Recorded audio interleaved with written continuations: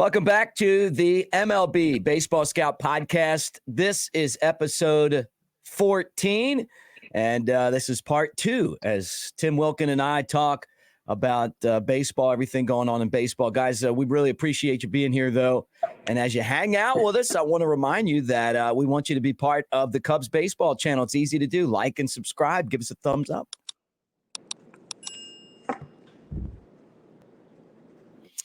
All right, Tim, let's talk more baseball. World Series, one game apiece. When we started this episode, it was heading into the World Series, but it's been interesting. Garcia with a game 1 walk-off, and then Merrill Kelly wheeling and dealing in game 2 for the Diamondbacks. So we're like split right down the middle. Your thoughts on the World Series so far? Well, I'm not saying it went exactly as I thought it was going to go, but I will say this, that Arizona is a very formidable club now. Their bullpen, I know they had a little bit of a breakdown in game 1, but they are a pretty complete club at this point. And, you know, Texas is, you've seen what they've done here in the playoffs and stuff. So I think the next few games are going to bode well. It'll be interesting tomorrow to see Brandon Pfaadt for Arizona starting. And then tomorrow's a very pivotal game, as you can see it being 1-1. So it will be very, very interesting to watch the first game from Arizona. Yeah, it's still crazy to see these two teams going at it. This is the real World Series that no one predicted. And every year they say, "Oh, we didn't predict this," but this is the year that no one predicted this. No, and I don't know if you ever predicted a team that was 84 and 78, but those 84 wins, quite a few were accomplished in the last 2 months, and that was putting their game together, and especially their bullpen. And offensively, they're pretty well rounded. Maybe not near the power the Texas Rangers have, but they swing the bats well, and the catcher Moreno is becoming a big-time star right before our eyes. Yeah. I still don't think it's good for baseball to have teams with 84 wins in the World Series and possibly being champions. But, you know, when you expand the playoffs and you let all these other teams in, it waters down the regular season. And this is what the possibility is, that teams like Baltimore and the Dodgers and the Astros and the Braves don't make it, you know? And so, and I saw in the comment section, somebody's like, well, you know what? They got to win in the postseason. And yeah, they do. But, you know, I just hope it doesn't turn into the NBA where everybody gets in, you know, where it's like the regular season, the guys that start sitting guys out, you know, because it doesn't matter. We're going to make the playoffs as long as we're ready to go in the playoffs, you know, and you lose the intensity of what the regular season means. And I already feel like baseball's regular season is too long and it's watered down anyway. But with this new playoff format, as fun as it was to watch the Cubs compete and not get there, this is the unintended consequences to me, is that the Diamondbacks realistically could be the World Series champion, and they were barely over 500. Yeah, no doubt. And like we have talked in the past, that I think for a fair amount of these clubs, they went through some injury periods that I think lead to this somewhat. And whether it is 154 or 162 games, I personally still like the 162 just for the records. But it does seem like there's a little bit of watering down effect here.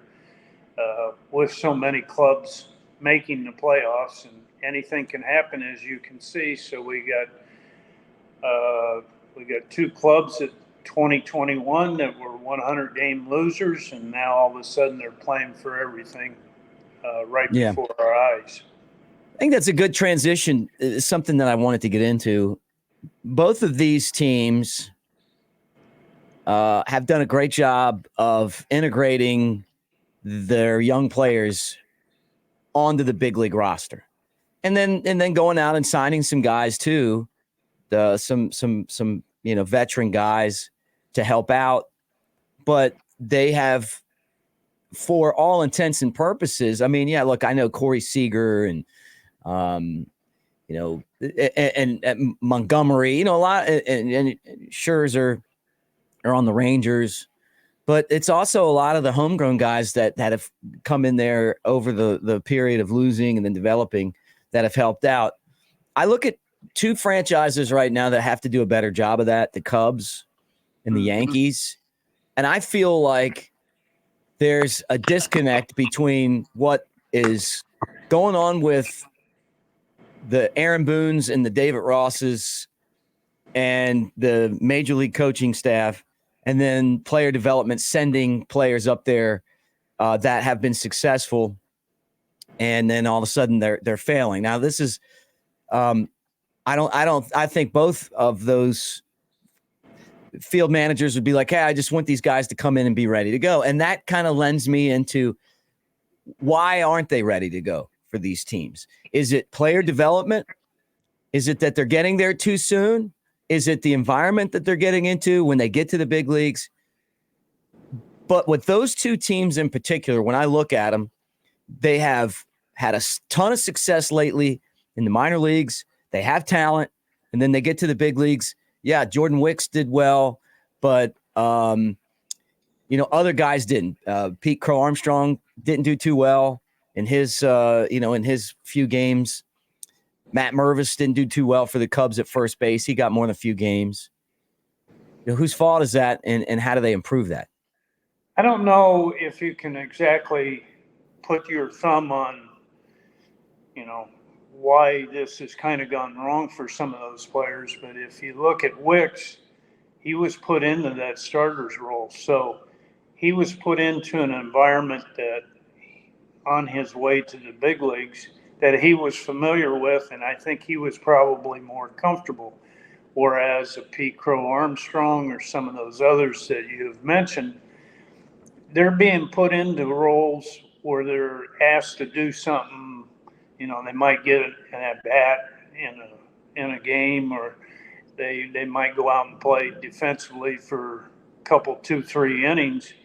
And this is not what they've done on their way to the big leagues. And it's kind of hard to put those players into the role that they're accustomed to. And I think, in some cases, players will try to do more than the situation shows you. And I think especially everyday players, I think it's even a little bit more delicate because you're putting them into these roles where they come in and they play a little defense, or they might get that at bat, but they're trying to do everything in that one at bat in a lot of cases. And I think you see the results of that, and it's very, very difficult to come in and, make a difference. And those players weren't in those roles before, so they're not used to it. And I think you see what transpired there with the Cubs with their everyday players. Whereas Wicks, you put him in there, and boy, he really pitched well, but he was in an environment that he was used to. So I think that's part of it. And like I said, injuries for a lot of these clubs, there's more and more injuries in the last 2-3 years than you can shake a stick at. And I think it's very, very difficult to have that organizational depth where you can reach down and plug in another player right away. So I think you're seeing guys they're pushing it a little bit, and they're not used to it, and you see the results. Yeah. I wondered this too. Both Ross and Boone to me are so much alike. They were good players, had long big league careers, definitely have leadership, qualities, and absolutely no coaching experience. No experience in the minor leagues. They were on ESPN and Dancing with the Stars. And for Ross, that was Ross, and then just ESPN for Boone. And then they got given these opportunities to me, which I just don't know when you compare them to the other managers in baseball that they're qualified for. Is that fair of me to say that they didn't spend any time coaching? They weren't a bench coach. They weren't a first base coach. They weren't in the minor leagues. Lovello, the manager of the Diamondbacks, how long was he in the minor leagues for? How many games did he manage before he got a chance, right? Bruce Bochy. How many years has the guy been coaching? Wasn't he a pitching coach long before he was a manager? And he's been a manager forever. I get it. In baseball history, we have seen that before, where we've even had player managers. But I don't know if there's a correlation there between their inability to integrate young players to the team. And I focus mostly on the Cubs, but I've heard the same thing from people I know in the Yankees. Or is it just coincidence? It could happen, and even if a guy had a bunch of coaching experience. Well, I think if you're going to make moves like this, and for those guys that have not been on the lines, so to say, and push right into managerial job in the major leagues, I think the hiring of a bench coach or a couple, voices that can help him work around some of those cases that he might not be used to as a first-year manager. And I think those guys are very, very important to throwing a guy right into the fire as a manager. And he needs they need those voices. Mm-hmm. Yeah. I don't know if they're getting it. Someone would have to answer that one for me, but that's my viewpoint from what I think you're seeing with the Cubs and the Yankees. It's just weird to me.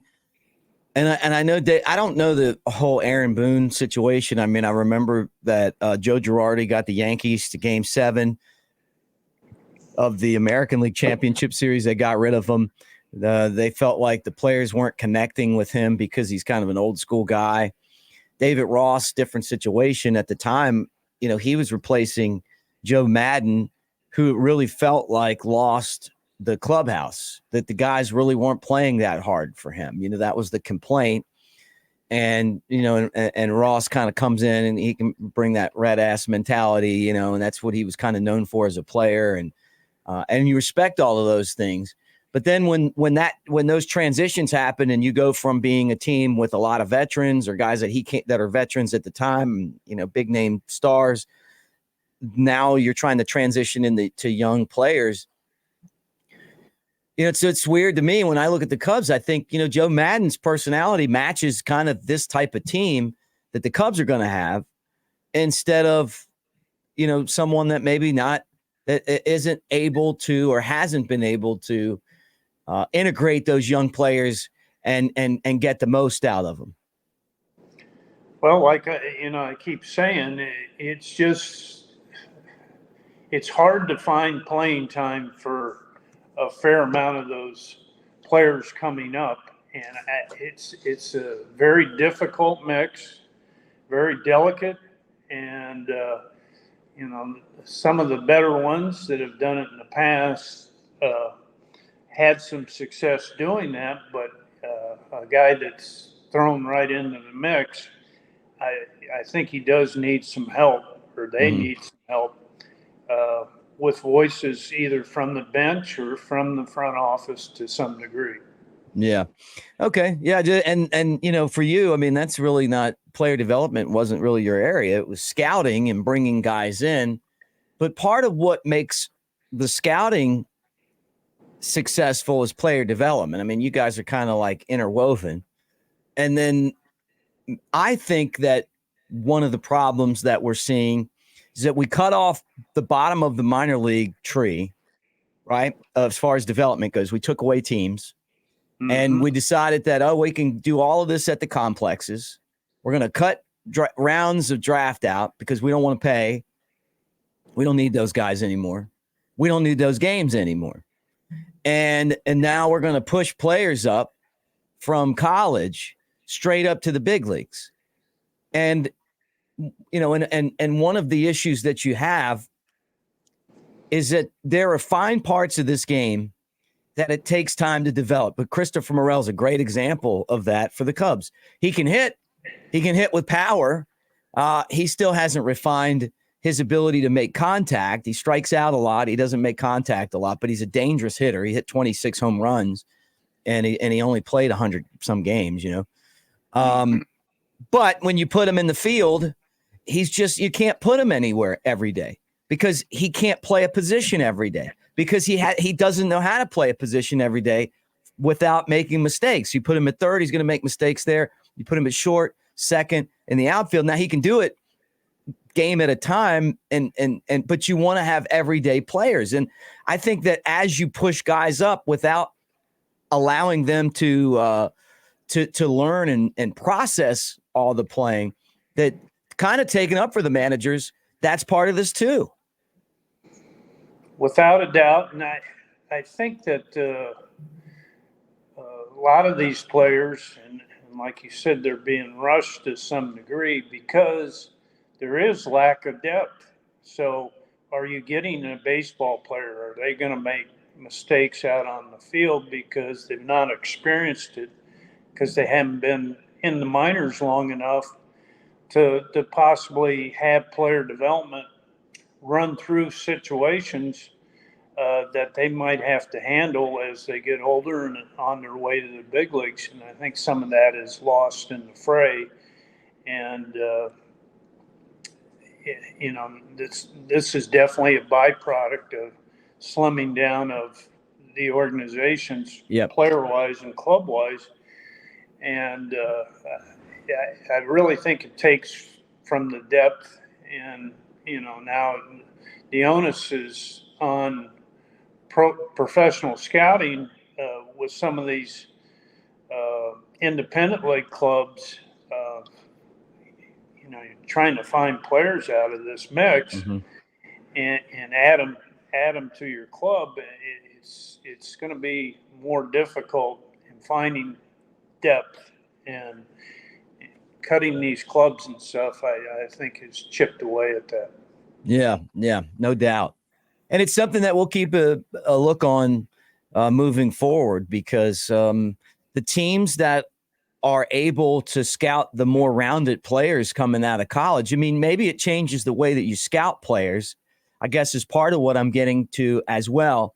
Because if you know that your player development isn't going to teach fundamental skills, then you may have to take someone that has better fundamental skills but less upside.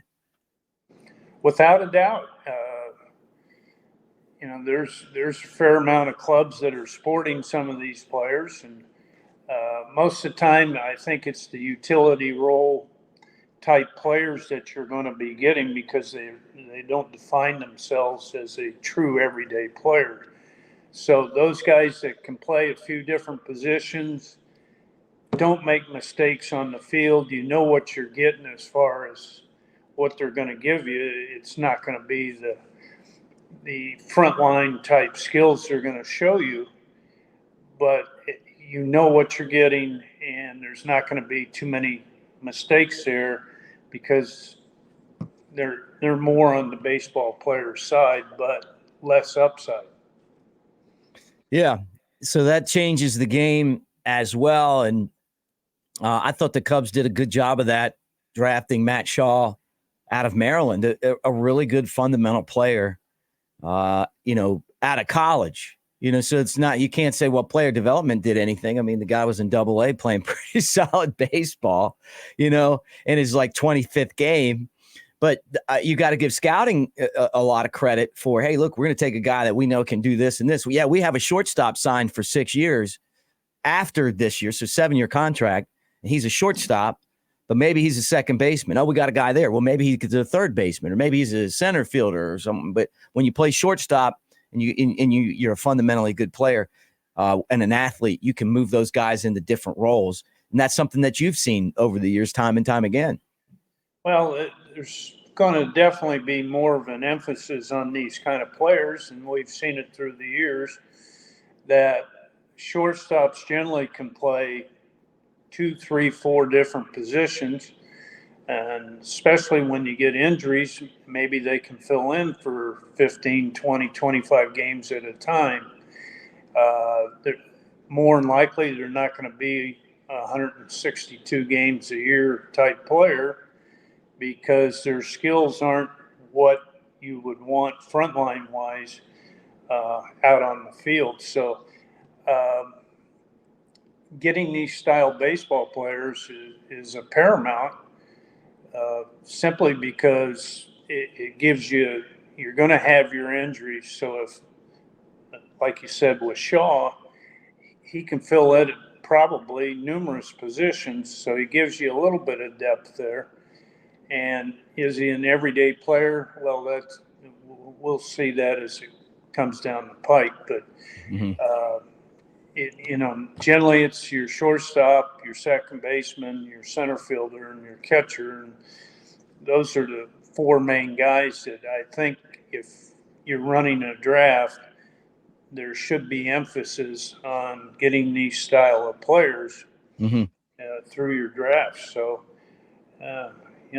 we'll see what happens in the next 3 to 5 years with a lot of these clubs and how they have went about the draft, and if they have these style players that they can fill in with, because the Cubs lineup looks pretty solid if everyone's healthy. Yeah. And that's been their thing. Look, when they were healthy, they were a good ball club. Yes. It was the, hey, now we got to go and bring this guy up, and we need him to we need the Matt Mervis that we got in AAA to be the Matt Mervis here in the big leagues. And that didn't happen. We need to find a regular spot for Christopher Morel. How are we going to do that? Because he's already here. We sent him back, and all he did was just hit 11 home runs in a month. So we got to have him here. We just don't have a spot for him. Talking scouting, though, Tim, if I was in scouting, it's something I've thought about a lot. One of the reasons I've always admired you guys that are in the scouting world is the way that things are now. If I was in scouting, I would pay a lot more attention to these travel teams. Players. I think players' skill sets, though, are a lot better now than they were when I was coming up as learning how to play the game, because we didn't have travel ball was a really small part of it. It was like you played Legion and you played Babe Ruth League, and no one really knew the game that well. No one could really teach you the true skill set that you learn when you get around great players. How to really hit a slider, how to really hit a curveball, how to keep your balance the right way, how to throw a ball and use your wrists, how to pitch with your legs, just stuff that you would just go out there and throw the ball, and some people could throw it hard and others couldn't. And then now so many former players have started schools and teach lessons. And then the travel ball, where you actually pay somebody that knows what the hell they're talking about to work with your kid, and the fundamental skill set that now as a player is different than it used to be. And I guess that's part of this too, that when we get into drafting, scouting, drafting, and developing, that's got to go into this as well. And you almost feel like the way that you could maybe they're already there, but if you were a club that wanted to kind of get ahead of the pack, is if you really scoured these travel teams.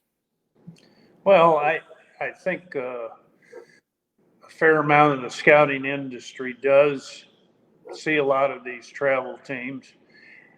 The basic thing is for those guys that are running those travel teams and all the camps and everything, they can't teach instincts. And that has to be seen on an eye level. You can, there's no analytics for instincts. And if a player has a lack of instincts or lack of being a baseball player, it's going to show up. It's going to catch up with those players, that organization. And I think instincts, knowing the game and being a baseball player is a paramount for success to some degree. And you're just hoping, and you're right, the skill set is more than it's ever been. Mm-hmm. We've got guys running better, guys hitting with more raw power, guys throwing harder. But can they implement things? And aptitude is a huge key, and you're not going to know that aptitude until they start progressing up the minor leagues to the major leagues. And the lack of instinct or feel for playing, that kind of shows up. And unfortunately, if you have a fair amount of these players, it's not going to produce well on big league level. And that's where you need the eyes to see these players and see if there is instinct and see how they react to certain situations in a game. And if that's done, then there's going to be some success. But if it's not done, I just think you're going to get a big clog between AAA and the big leagues because it shows up if you have lack of instinct.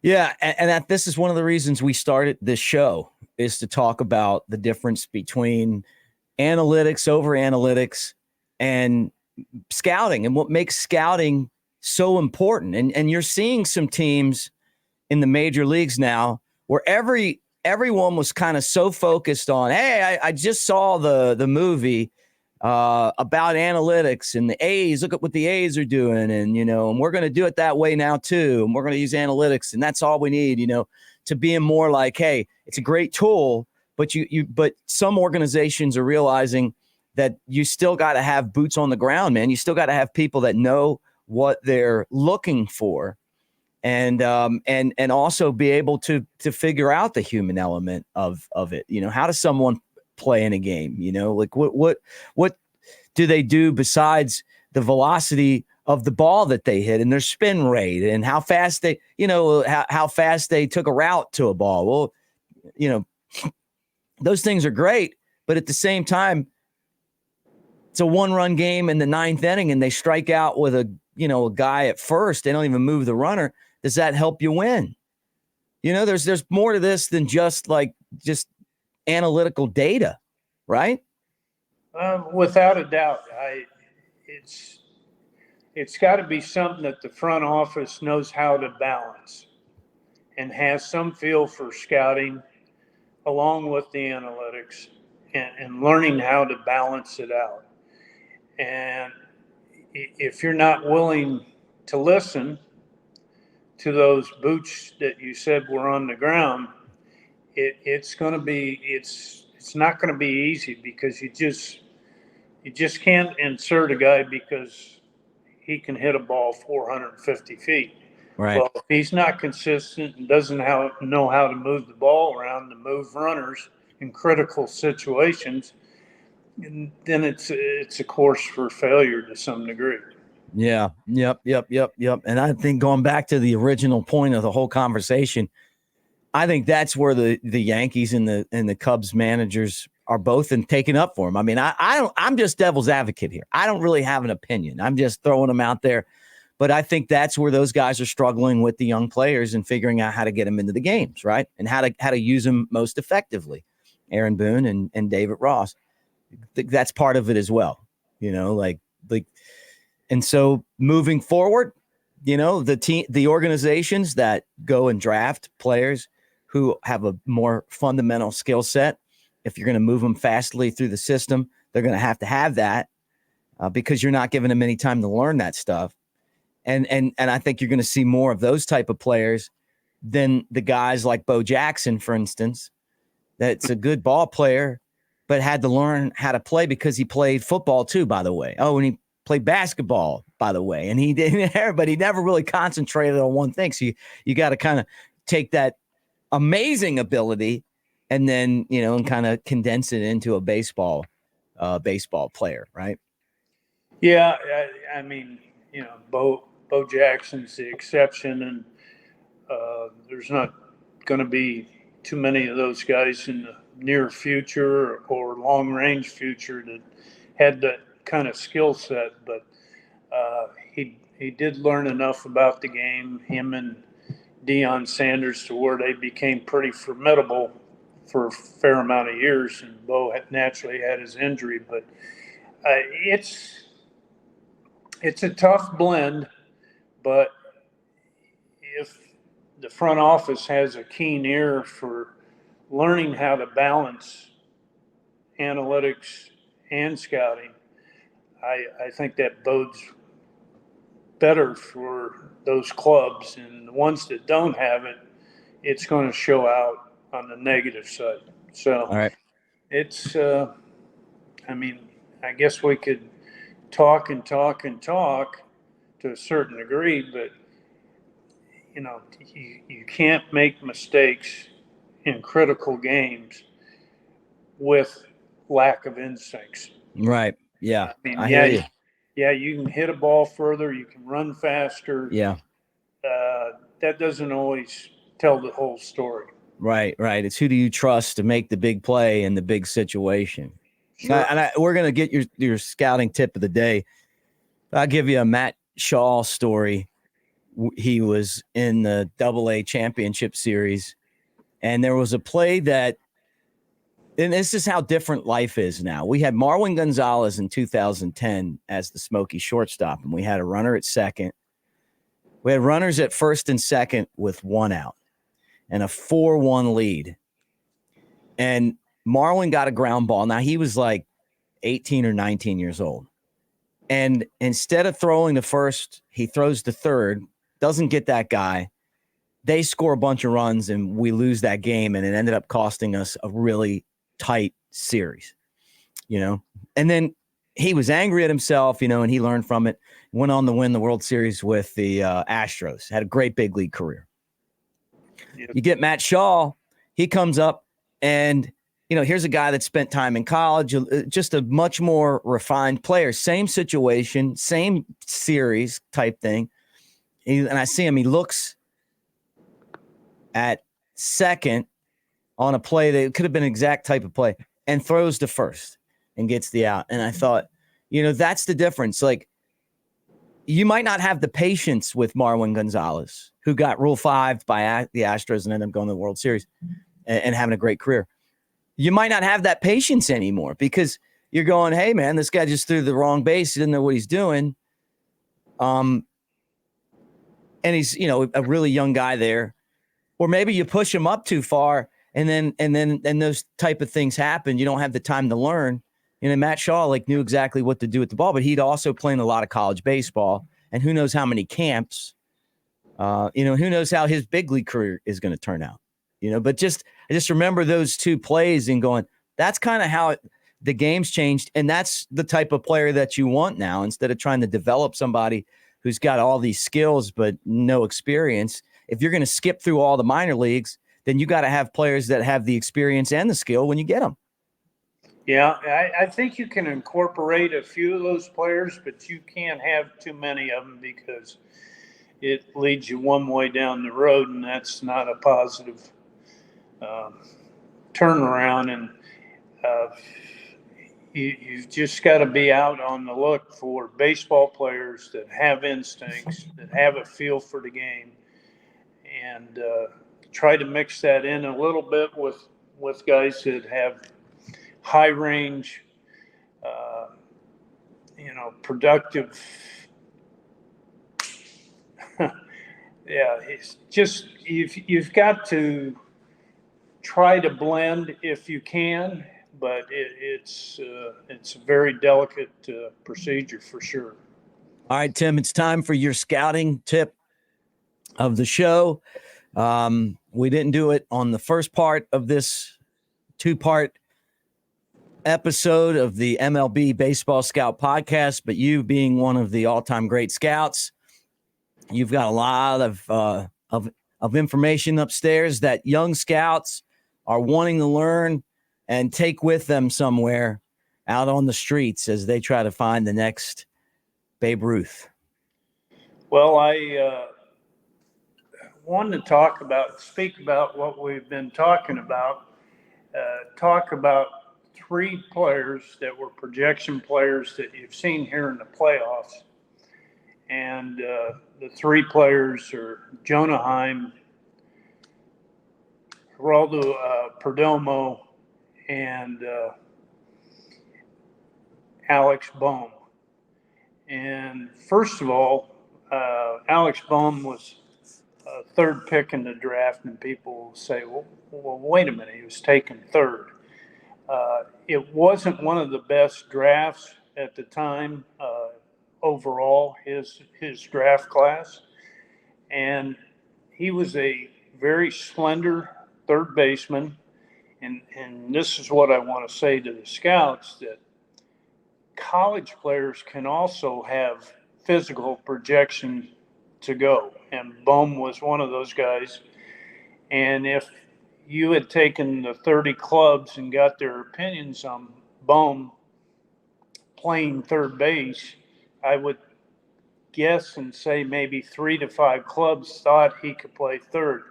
All of a sudden, his defensive ability really improved the last 2 months. He had a little blip in the playoffs, but he made some great plays in the playoffs. Mm-hmm. And his projection, I mean, he's right at 6'5", long body guy, but there was still strength to come, even though he was 21 years old. Right. There was strength to come. And I went to a game at University of Memphis. Wichita State's playing there, and Bohm's playing. And there was 2 guys that came in to watch Bohm play with the Phillies, and it was Larry Boa and Charlie Manuel. And I said, boy, these guys are on him pretty good. And I tipped my hat to the Phillies, and there's projection in there. And I could see somewhere down the road where Bohm might even be a potential candidate as a Gold Glove guy. And I think there's more power to come as he's getting bigger. I think he was about 195, 200 pounds out of Wichita State. Now he's 215, 220. You're starting to see more pop in there. Right. He had the broad shoulders, and there was projection. And what I want to say to the younger scouts, the projection player doesn't always have to be coming out of high school. They can be, a college guy, and keep an open mind. Try to get a feel for what they might become physically, and go with that on your reports. The second player is Jonah Heim. He was a high school player from upstate New York. It took him 7 years to get to the big leagues. He's every bit of 6'4". He was slender. He was about 185, maybe 190 in high school. Now he's going 220. And I think with his frame, there was some gawkiness, and his body control was not developed at the time. I mean, there were signs he was coordinated, but I think coordination comes with strength at times. And as you could see, it took him 7 years, but now he's one of the frontline catchers in baseball today, not only because he receives well, but he calls a good game. Upper echelon now of throwing runners out. He threw out 29%. The league is 22%. So to go along with some power, and he can ambush a little bit, especially from the left side of the plate and also from the right side of the plate. but there was projection to get bigger and stronger. It was just the time, and albeit 7 years, that he was putting together that body control going through the minor league systems that he did, because he was a guy that was traded 3 times. And he finally found a home there with Texas, played pretty much all of last year and this year. Other than a 2-week injury, he's been a very durable and reliable catcher, and he's a big cog in the Texas Rangers system. The last guy is Gerardo, keep tripping over my lips when I say it, Perdomo. And Perdomo, I was with the Diamondbacks at the time, and it was his second year in minor league baseball. He was all of 18 years old. He played at Hillsboro in the Northwest League at that time. And there was about 4 or 5 scouts at the game. Perdomo at the time was maybe 175, 180 pounds. Today he's listed at 203 pounds. But the width of his shoulders were there for additional strength gains, which he did not have at the time. He had a good year at Hillsboro. He hit over 300 in that league as an 18-year-old. And I was given, we were talking about Perdomo and the system, and someone hit me with, well, he only hits the ball between 86 and 88 miles an hour. Well, he had a home run against the Phillies, and then he had another home run in another series. And both of those balls were hit between 97 and 100 miles an hour. Mm-hmm. And all of a sudden, that 86, 88, no one talks about anymore. But because he had physical projection, he had good hand-eye, he was a real good baseball player, and we're seeing that. He's a steady guy. He probably could hit 2 in their lineup if he had to. Mm-hmm. You know, he made the All-Star team this year, and projection is big, and you cannot analytically put an equation on that style of player. Right. And it has to be seen with the eye. And I think in those 3 players' cases, they all lived up to that projection physically, and you're seeing what they are today. And it's been very impressive. And like I said with Baum, that he probably has made the most progress defensively, and that's come through. He had coordination, but as he was getting stronger, the body control started kicking in more, and now you see the footwork. Right. The acrobat, even at 6'5", diving from balls, making plays off of his knees. He's become a very good third baseman, and like I said earlier, might be a chance for a Gold Glove. Same way with Perdomo, and same way with Jonah Heim. Awesome. Well, Tim, this was a fun episode, a 2-parter this time. Let's do it again soon. And remind everyone that if you're not on the Cubs baseball channel, it's really easy to do. Like and subscribe. Give us a thumbs up, share, tell your friends about it. If you have any questions, you want to jump in on the conversation, anything you want to ask Tim or me, hey, go ahead and make your thoughts known in the comments section, and we'll keep on talking about baseball scouting. And Tim, it's about time that we start bringing on some of your scout buddies to come talk to us about the world of scouting. Got a whole troop of those guys coming, so get them ready. We're ready to do it. Let's go. All right, guys. We'll talk to you again soon.